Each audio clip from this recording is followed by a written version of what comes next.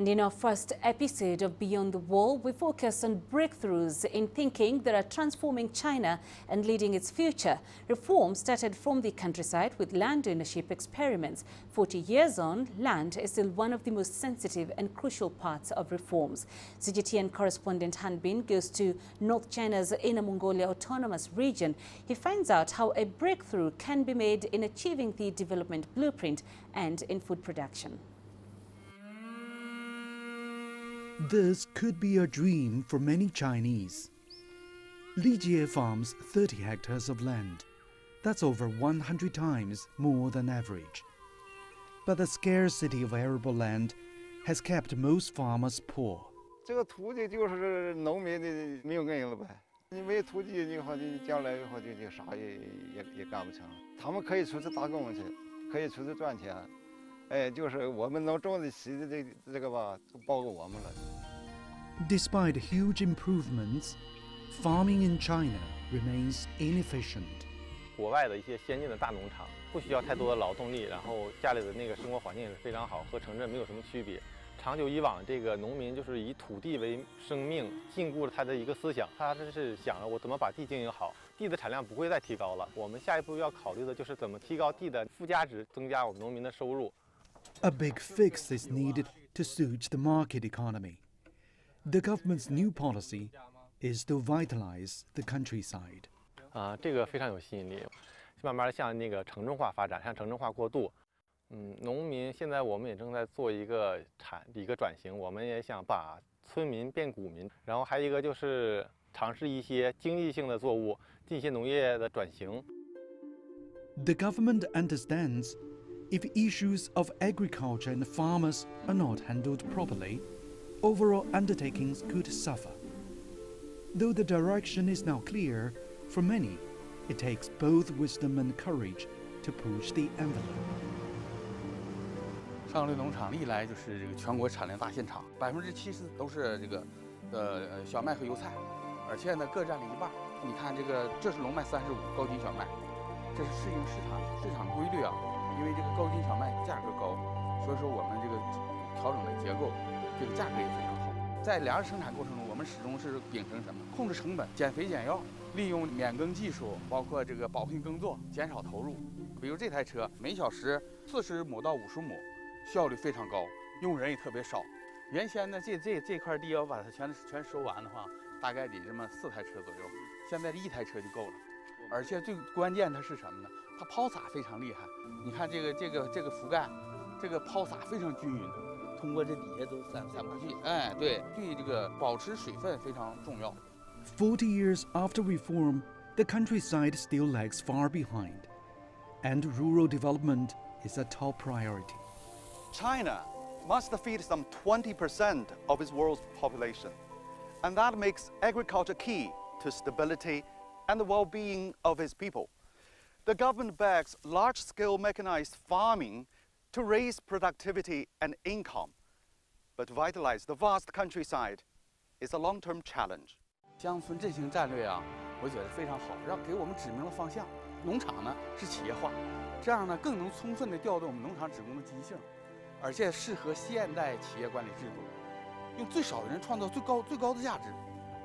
你可以上去感受一下。 这台车啊，特别适合收获这小制作物。我们现在正由传统农业向现代农业转变。我们每个机车都有这个自动导航、自动定位，在这个保持生态环境的情况下，让土地发挥最大的效益。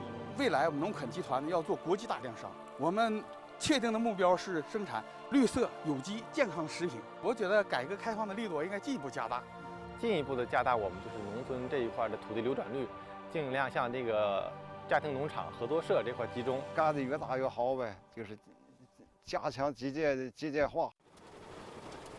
那么我们需要从农民的手里和包括社会户这个散地里头，需要我们要承包一些地，要流转一部分地为我所用。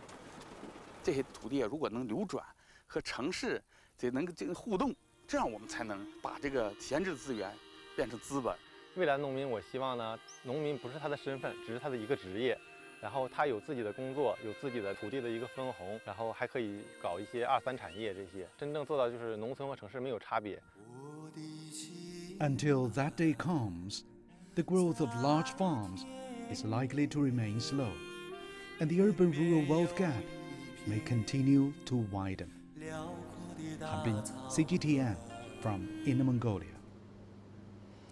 Let's explore China's development blueprint in food production with Professor Macharia Monene. He is a professor of history and international relations at the United States International University. Prof, thank you very much for joining us. Thank you. So from what we've just seen there, one of the things that China and Africa have in common, of course, is land. And many people do not have access to land in a way that it can work for them. So how important is land acquisition in order to contribute to the economic growth? It is very important to give people a sense of ownership, that they have a direct interest in the productivity of that land, not in a collective way, although there should be that collective sense, but individually. When people take things as personal, then they become very productive because there's something to be driving them. So whereas giving people land that they did not have before, it is on the understanding that they will make use of it and produce more and more food, not only for themselves, but for other people. So that sense of ownership is very critical for development in any country. Yeah. And we've seen this political will from China's government to give ordinary people access to land. Would you say this is a factor that will accelerate land ownership and empowerment? Yes, it will accelerate. It will empower. As long as there is this understanding, why are you getting the land? Not just to be looking at it, but to make it productive. So this is a lot of empowerment. We've seen in China in many ways, there's been other aspects of individual empowerment in terms of being encouraged to produce this and that and can keep a little bit of the profit. So even on the land issue, you give more people access to land to use it for their own and their families and everybody else. So it is an empowering thing and the sense of freedom that comes along with it. Yes. And looking at the African context, we still see ripple effects of colonialism many, many decades after it ended. Today, when you look at China, it is trying to build on 40 years of reform. How important is it for governments to change the course of history, especially when it involves economic growth?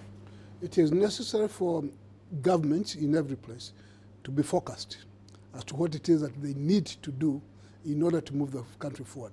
So what we have seen in China in the last 40 years is focus on a particular direction and then doing something about it and not letting some extraneous forces derail from the focus.